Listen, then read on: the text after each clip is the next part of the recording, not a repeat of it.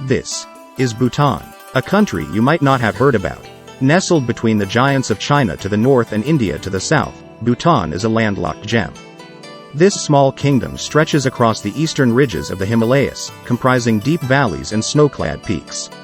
Most of its roughly 800,000 inhabitants live in rural areas, with Thimphu being its bustling capital and only city.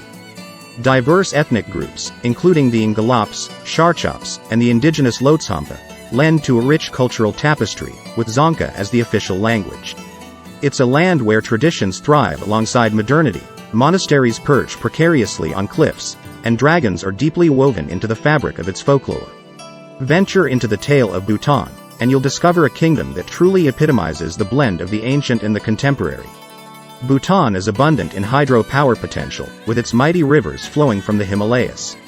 Alongside hydropower, the country is home to lush forests, which cover approximately 70% of the territory, becoming a significant source of timber. Furthermore, Bhutan's mineral resources, although largely unexploited, include coal, limestone, gypsum, and slate. In the early 2000s, Bhutan, often referred to as the land of the Thunder Dragon, was just beginning to glimpse its economic potential. At the turn of the millennium, its lush valleys, terraced fields, and emerald forests were predominantly the domain of subsistence farmers. About 70% of Bhutan's population was heavily reliant on agriculture, making it the backbone of the economy. Rice paddies stretched across its wetter western regions, while maize and millet were commonly cultivated in the drier interiors. Despite its rich cultural heritage and breathtaking landscapes, Bhutan had long remained insulated from the rush of global tourism. But by the 2000s, it began embracing its unique potential. Adopting a policy of high value, low impact, the kingdom sought to welcome discerning travelers willing to pay a premium for an authentic experience, all while protecting its pristine environment and treasured traditions. This approach ensured that the Bhutanese environment and way of life remained undisturbed, even as it opened its doors to the world.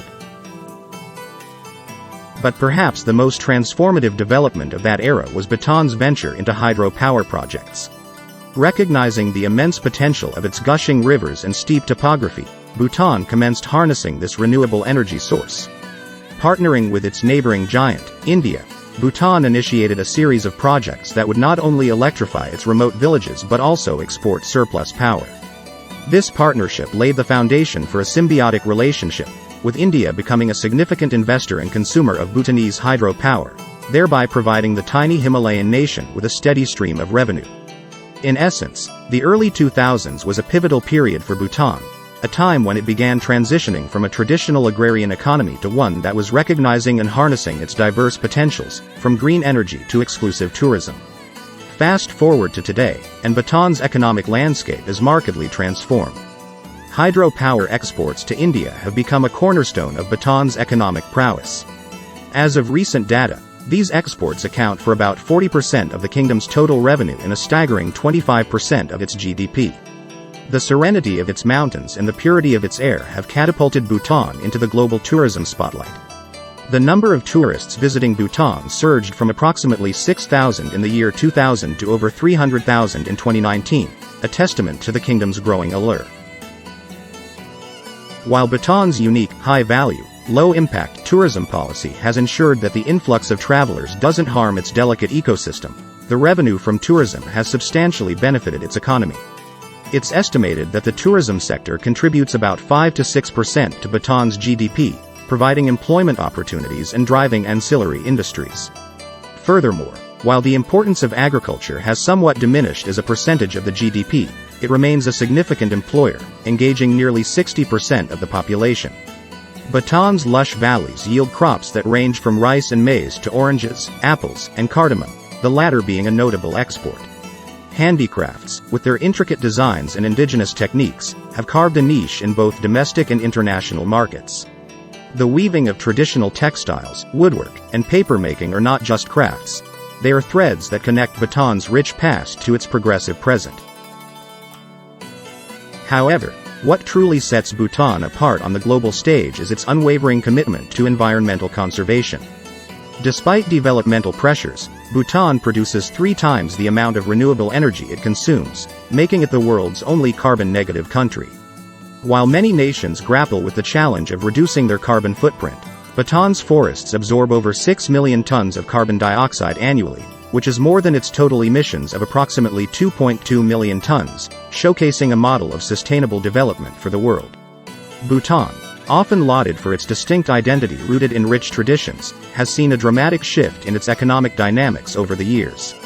While other nations measure success with gross domestic product, Bhutan stands apart, prioritizing gross national happiness. As of recent data, Bhutan's GDP stands at around $2.5 billion, with a steady growth rate that reflects its evolving economic fabric.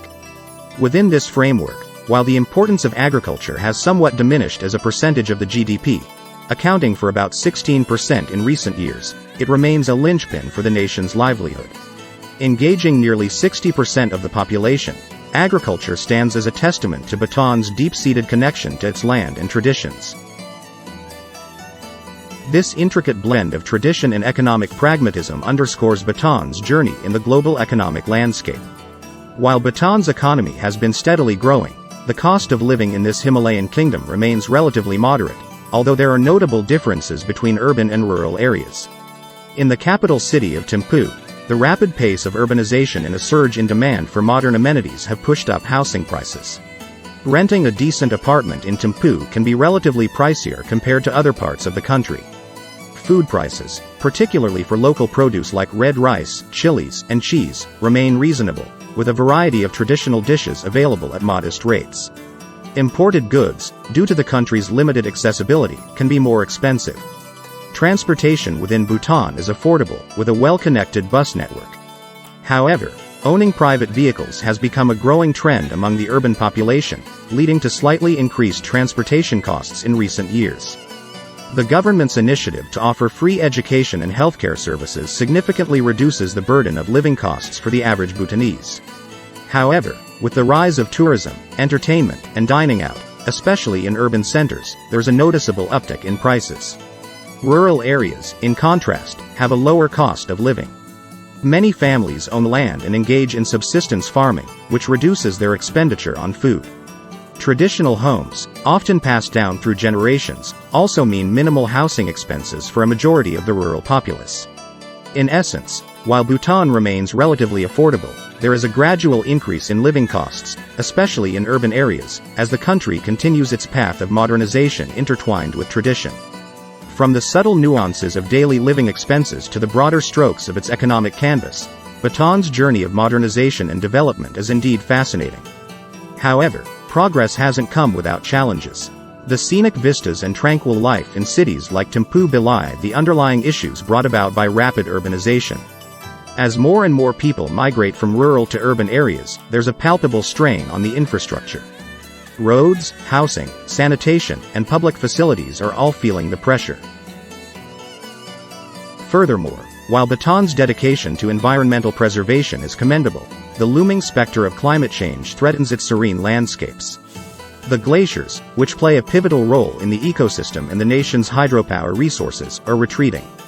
The ripple effects of this can disrupt water availability, not only impacting agriculture but also the hydropower sector, which is a primary driver of the country's economy. Bhutan's geographical position also presents its own set of challenges. Being landlocked, the nation is often at the mercy of its neighbors' political and economic situations when it comes to trade and transport. Navigating these logistics while maintaining favorable diplomatic ties is a constant balancing act. Perhaps one of the most pressing issues is the rising unemployment among Bhutan's youth. As of the last reported statistics, the unemployment rate stood at approximately 3.6%, with youth unemployment being particularly pronounced. As the country opens its doors to the global stage and modernizes, there's a clear disparity between available jobs and the aspirations of its younger generation. While the overall rate might seem modest by global standards, the challenge intensifies when considering the aspirations of Bhutan's youth, which often exceed available opportunities.